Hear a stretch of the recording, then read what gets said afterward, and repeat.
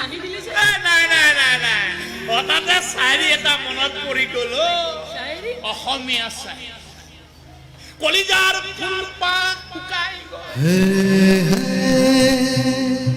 অ কলিজাৰ ফুলপাহ শুকাই গ'ল অ কোনেও নিদিলে পানী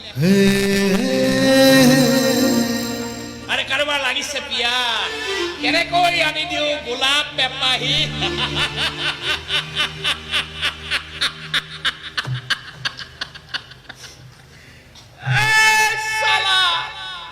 মদাহিৰ জান আৰে কাৰ্যকাৰী সকলে শুনিল